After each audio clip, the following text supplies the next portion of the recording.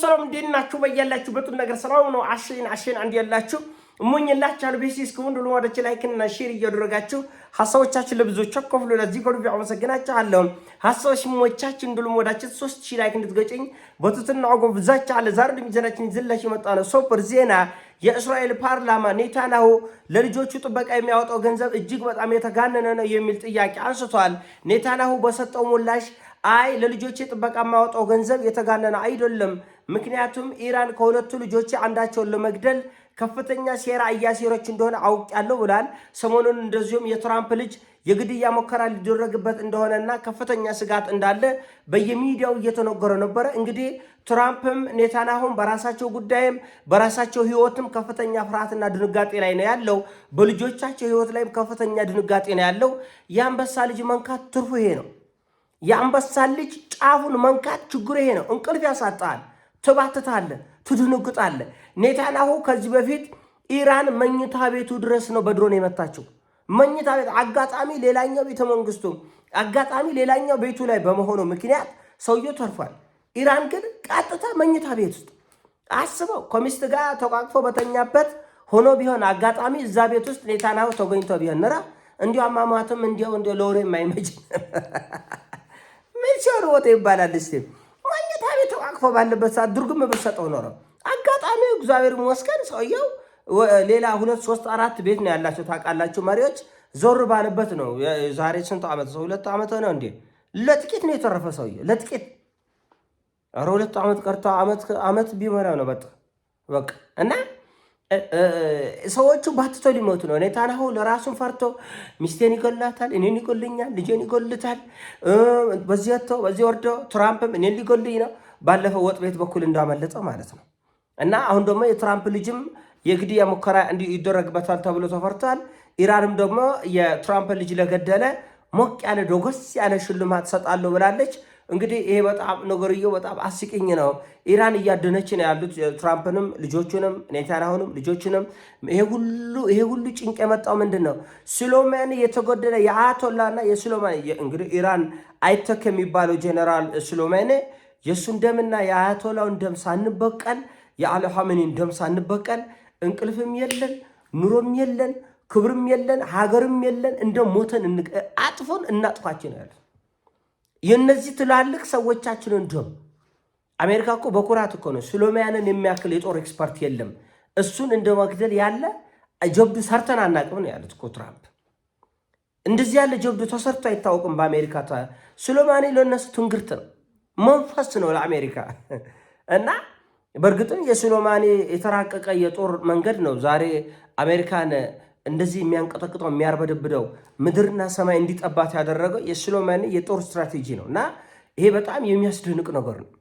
የአንበሳ ልጅ አትንካ፣ ነውር ነው አለ። አንዳንድ ህዝብ፣ አንዳንድ ብሔር፣ በዓለማችን ላይ ሁሉ ህዝብ ለክብሩ አይሞትም። ይሄ ነው እኮ ባርነትን የሚመርጡ የሚያጎበድዱ የሚሰግዱ ካል እኮ ለነጭ የሚሰግዱ የሚያጎበድዱ ካል አላያችሁም? እንደ አፍሪካን ለነጭ እንደዚህ እያሸበሸቡ አፍሪካን ወንድሞቻቸው ሲሆን ሲገድሉ አላያቸው? ጭፍልቅ ሲያደርግ በአደባባይ ሲገሉ አለ። በየትኛውም ዓለም ላይ ለክብሩ የሚሞት ህዝብ አለ፣ ለፍርፋሪ የሚያጎበድድ የሚንበረከክ ህዝብ አለ። የአንበሳ ልጆች አሉ፣ እንደዚህ ደግሞ የአይጥ ልጆች አሉ። ራሳቸውን የናቁ የተናቁ እግር ልሶ አጎብድዶ ሰርቆ ዘርፎ ዘሙቶ በልክስክስ ከርሱን ሞልቶ የሚኖር እንስሳዊ አስተሳሰብ ያለው ማህበረሰብ አለ። አንዳንዱ ደግሞ ጀግና ክብሬን ከነካኝ ግደለኝ ልሙት በቃ የሚል አለ። እና ለክብሬ ስሞት ደግሞ እየሳኩ ነው የምሞተው የሚል ህዝብ አለ። የአንበሳ ልጅ አይነካም። ነውር ነው፣ ብልግና ነው። ሶማሊያ ራሳቸውን አገራቸውን አፈረሱ፣ ሌላው መጥቶ ተጫወተበት እንደምታየት ማለት ነው። እንደዚሁ ሊቢያ አፈረሱት፣ ህዝቡ አፈረሰ፣ ሌላው መጥቶ ተጫወተበት ሊቢያ። ኢራቅን እንደዚሁ ኢራን ጋር ሲሆን አይቻልም፣ ራሽያ ሲሆን አይቻልም፣ ራሽያ ጋር አይቻልም። ዓለም ትጠፋል። ከምድሮ ገጽ ከፈለክ ትዶመሰሳለህ። ቀልድ የለም። በክብሩ የማይደራደር ህዝብ አለ። እኔ ጌታ የአንበሳ ልጆች አለ፣ አይነኩም። ከአንበሳ ልጅ ጋር ከገጠምኩ በኋላ እንቁላል ላይ መተት ተሰርቶብኝ ነው። ይሄ እንደ ሴዶም የልጆቹ ቃቃ ጨዋታ እዚህ እኛ ሀገር ላይ ትንሽ ግርግር የበዛበት ቃቃ አለ። ቃቃ እኮ ነው። ቃቃ የለም እኮ እኔ ስፖርተኛ ነኝ ለረጅም ዓመት የስፖርቱን ዓለም አውቀዋለሁ። አሁን ሴዶ ማርሻል አይነት የሚያደርጉት 3 ወር ሙሉ 2 ወር ሙሉ ስትጓተት ምናምን ይሄ ቃቃ ነው። እንደዚህ ያለ ታይቶም አይታወቁ በስፖርት ዓለም 3 ወር ሙሉ እንካ ሰላምታ፣ ልፊያ፣ እቃቃ ጨዋታ የሚመስል ህዝብ ላይ ማላገጥ ያው ያለበት ደረጃ ህብረተሰቡ ያለበት ደረጃ የሚመጥን ይሰራል እሱ እና ምን አለ ሴዶ ሰሞኑ ወጥቶ አይ እንቁላሉ ላይ መተት ስለተሰራብኝ እኔ አልጋጠምም፣ ስፖንሰሮችም ስፖንሰራችሁን አንሱ፣ ቲኬት የወሰዳችሁ ሰው መልሶ አለ ሌላ ዓለም እንደዚህ ያለ የልጆቹ ቃቃ መንደርቲ ወሬ አለ ንጎርኝ ውስጥ አለ ወሬ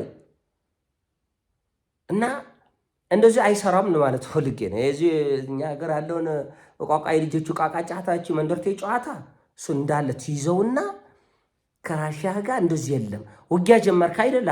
እንቁላሉ ላይ ሞተት ተሰርቶብኝ ነው፣ ሲር ተሰርቶብኝ ነው የለም። ተዋጋል፣ በቃ አለቀ። ኢራን በሆርሙዝ ሰርጥ በኩል አንዲት ጠብታ ነዳጅ አታልፍም። ደም እኮ ነው፣ በቃ ደም።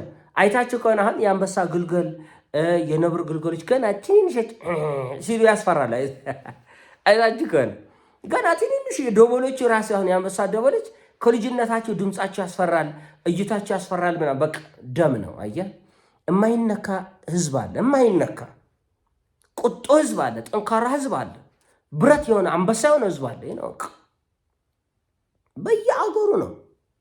ሶሪያ ላይ ለምሳሌ ኩርዶች ትልቅ ስም አላቸው፣ የኩርድ ተዋጊዎች የሚባል የመን ላይ የሁቲ ታጣቂዎች አሁን ይታወቃል። የመን ትልቅ አገር ነው፣ ትልቅ ህዝብ ነው።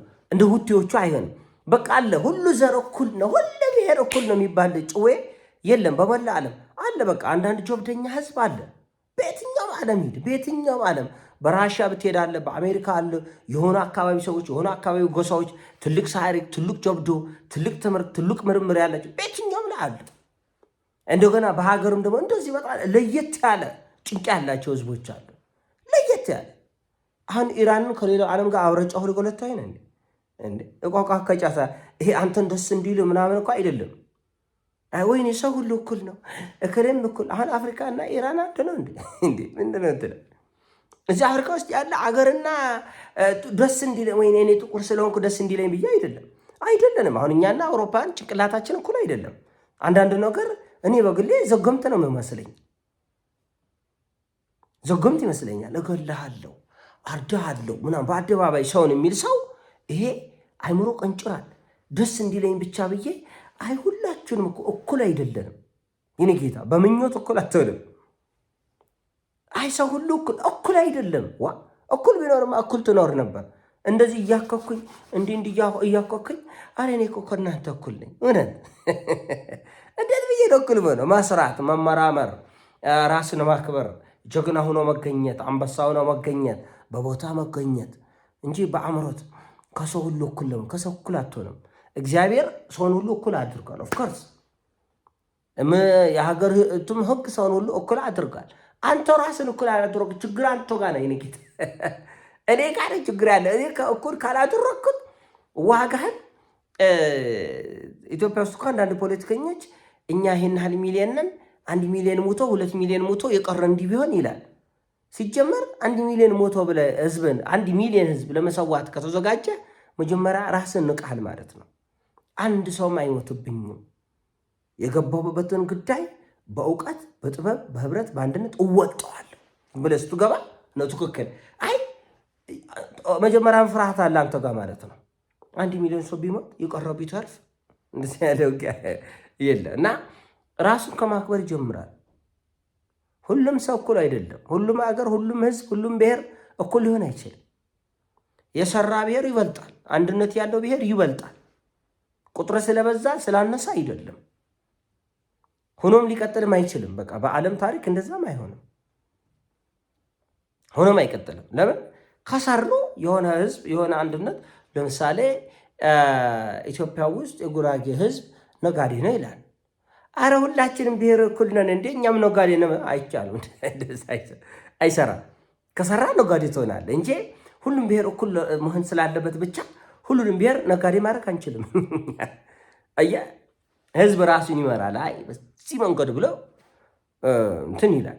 ስለዚህ ራስን ለዛ ማጨት፣ ራስን መጠበቅ፣ ራስን ማክበር ተገቢ ነው። ይህን ሀሳብ ነው። ሀሳብ ሲሞቻችን ላይ አድርጎ ሼር አድርጎ ወዳቻለሁ። ሞቻቸው ፒስ